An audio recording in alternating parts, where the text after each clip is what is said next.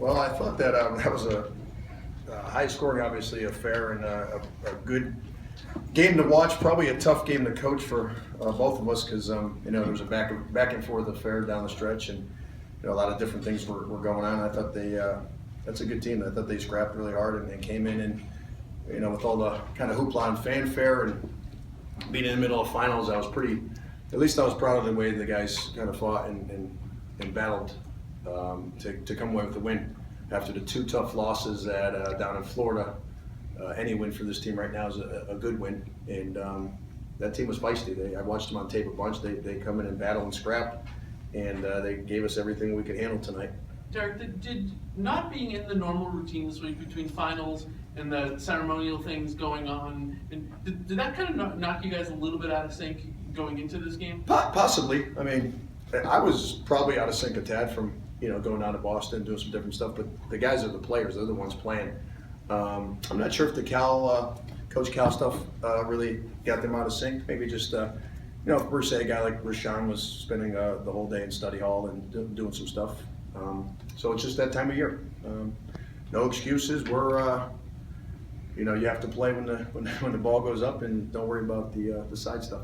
70 points from Dante and Trey combined. Just talk to me about their performance tonight. Well, it should have been 68 because Trey took that last two, which is, I think he was looking up at the scoreboard. But we needed those guys to score. I thought those two and Rashawn were really most of our offense throughout the game. And if we're going to continue to improve and get better, Jabari's going to have to become that third or fourth guy again and play the way he's capable of playing, which I think is an all-conference or pretty close to that guy. And we're still looking to try to find maybe those next options. Do you like the way your guys regathered themselves in overtime after really dodging the bullet on that last shot? Yeah, we dodged, but we also had some things I thought we could have pulled away at times. So for them to keep coming back and pulling it together in overtime was a testament. We got good kids, good character guys that do stuff the right way. And you hope that because of that you get some good bounces in that in overtime. I thought they brought it back. That long three by Dante, that he just sort of casually put up a long three that put you guys, as it turned out, ahead to stay. Did that kind of feel like that was a? Yeah, I mean that was a big shot. It was kind of right in front of our bench, if that's the one you're talking about. And he shot it with confidence. I mean, he looked like he was going to put it down. And we had a couple other ones that unfortunately haven't been going in as of late.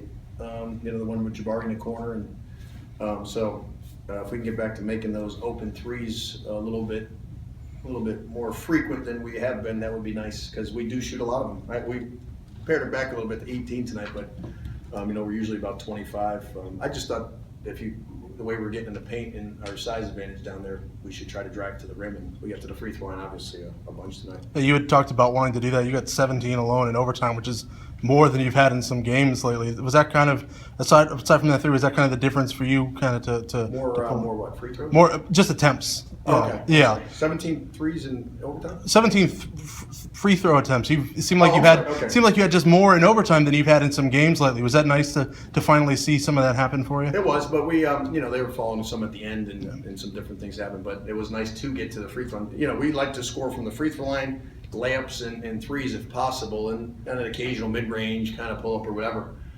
So to hit a couple of those tonight, I thought we still have to get better at making layups.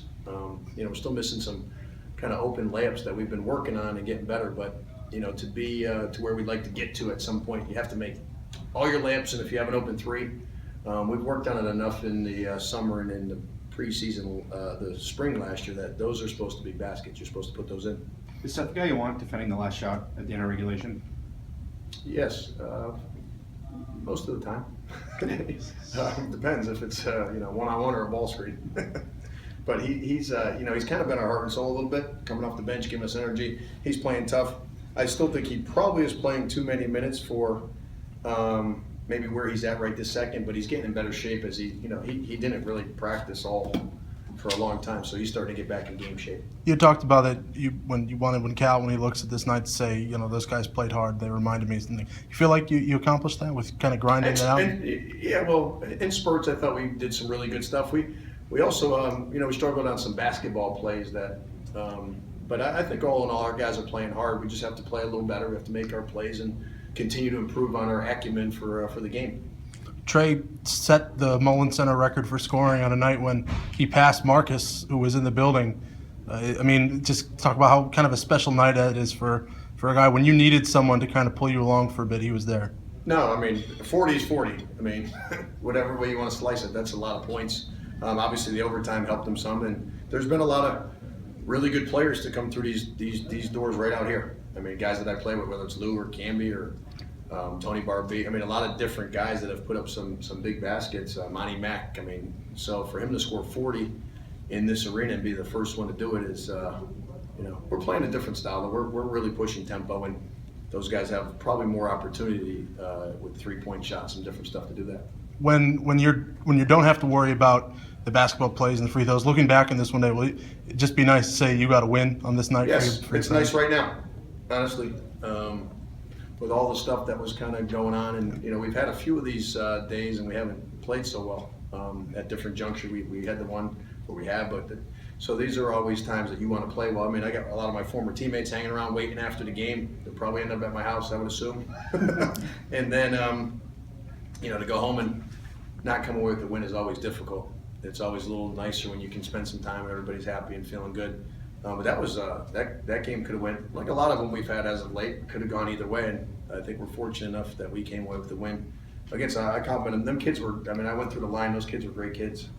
For the other team, the way that they interacted with me and the team, the coaches, they played really hard. They played tough, and then they came over and acted like gentlemen. And we got a couple kids coming from down there, and they kind of laughing were, just saying, make sure you take care of Bryson and Deaky. So I thought it was really cool of those guys to do that. Were you nervous at all with all the familiar faces in there? I mean, you're rocking the tie. I don't know what happened to it now, but The guy who lent it to me last night took it back.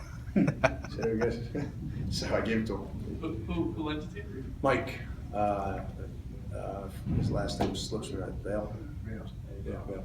Mike Bale. How do you spell it? B-A-I-L-E? B-A-L-E. Yeah. I was just grabbing it from last night so fast. I was like, give me that tie. Thank you.